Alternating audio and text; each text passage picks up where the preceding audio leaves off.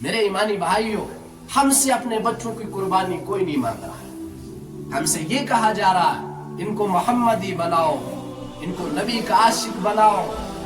ہاں، جنہوں نے قربانی دینی تھی وہ دے گئے. بڑے لوگ، بڑے امتحانات ہوتے، ہم سے کوئی قربانی نہیں مانگ رہا. ہاں، ہم سے ایک تقاضا ہے کہ ہم اللہ اور اس کے نبی صلی اللہ علیہ وسلم کو مان کر چلیں. گھروں کے اندر اس کی زندگی کو جگا دو، اس کی زندگی کو جگا دو. مختار قاقی رحمت اللہ علیہ، قاق، یا بہت سارے ہوں گے جو عربی جانتے ہیں. قاق عربی میں روٹی کو کہتے ہیں. مختار قاقی، ان کی والدہ ان کو درسگاہ بھیجا کرتی تھی. تو یہ وہاں سے آ کے ماں سے کہتی تھی اماں روٹی، اماں روٹی. ماں کیا کرتی تھی؟ وہ ایک الماری کے اندر سے ایک روٹی رکھتی تھی. تو اپنے بیٹا جب درسگاہ سے آتا تھا، پڑھ کے آتا تھا، جب یہ پڑھ کے آتا تھا، یہ اپنے بیٹے کو کیا کہا کرتی تھی؟ ابا بیٹا میں آپ کو روٹی کہاں سے دوں؟ روٹی تو اللہ دیتا ہے. امی پھر کیا کروں؟ کہا مصلی بچھاؤ، اللہ سے مانگو. انہوں نے اس کا ذہن بنایا.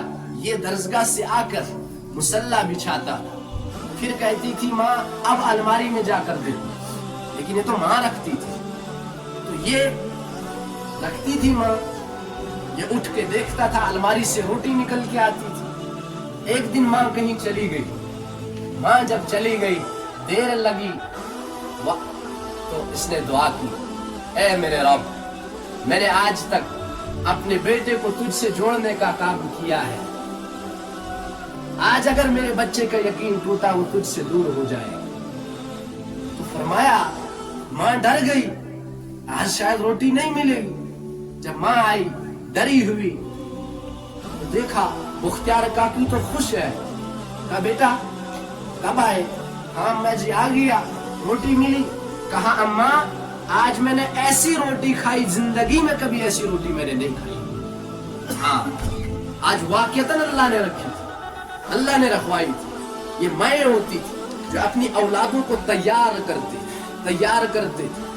پھر باؤں کو کہا جاتا تھا آپ کا بیٹا جنگ کے اندر شکست کھا گیا، لیکن ماں نے کیا کہا؟ میرا بیٹا کبھی شکست نہیں کھا سکتا. کہا کیوں نہیں کھا سکتا؟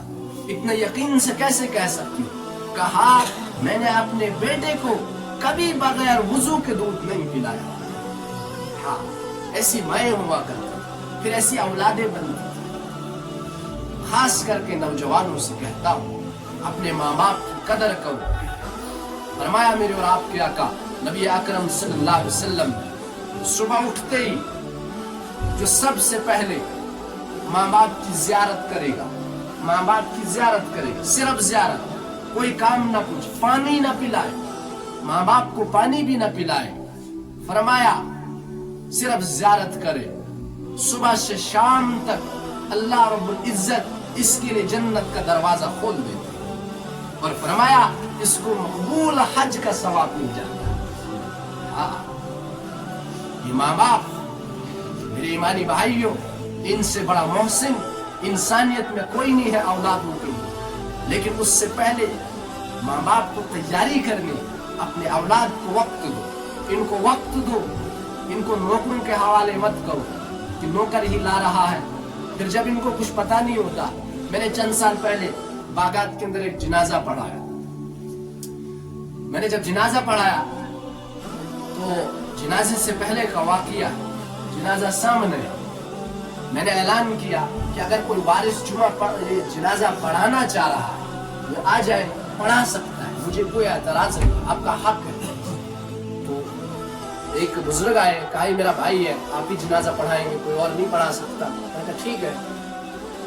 اب میں نے چند باتیں عرض کی، اس کے بعد ایک نوجوان میرے پاس آیا، کہنے لگا مجھے صاحب میں اپنے باپ کا 3 مرتبہ سورہ اخلاص پڑھ کے جنازہ کروں، مجھے جنازہ نہیں آتا ہے. کتنا سبق آموز، واللہ کر کے کہہ رہا ہوں، میں اندر ہی اندر سے اپنے ماں باپ کے لیے دعا کر دیتا. ہمارے ماں باپ اتنے کوئی زیادہ نہیں تھے، لیکن اتنا ضرور تھا، نماز نہ پڑھنے پر کھانا نہیں ملتا تھا. قرآن نہ پڑھنے پہ پٹائی ہوتی تھی. ہاں تو میں بڑا دکھی ہو گیا اس نوجوان کو دیکھ کر. میں ایسے دیکھنے لگا اس کا باپ. مطلب آپ خود سوچے میرے ایمانی بھائیوں, جس اولاد کو ہم نے ایم اے کرایا, بی ایڈ کرایا, کیس کروایا, پتہ نہیں کیا کیا ڈگریاں کروائی, اگر یہ ہمیں جنازہ اور فاتح بھی نہیں پڑھ سکتا تو کس کام کی ڈگریاں, کس کام کا علم ہے؟ یہ علم تو پھر ضائع ہو گیا نا. ہر چیز کا علم سیکھے. بھائی ڈاکٹر بھی بنے لیکن نماز کا پتہ ہو, بڑوں کا پتہ ہو, عورت کا پتہ ہو, عورت کا مقام کیا ہے اسلام کے اندر, بچے کا مقام کیا ہے اسلام کے اندر. ہاں تو میرے ایمانی بھائیوں, میں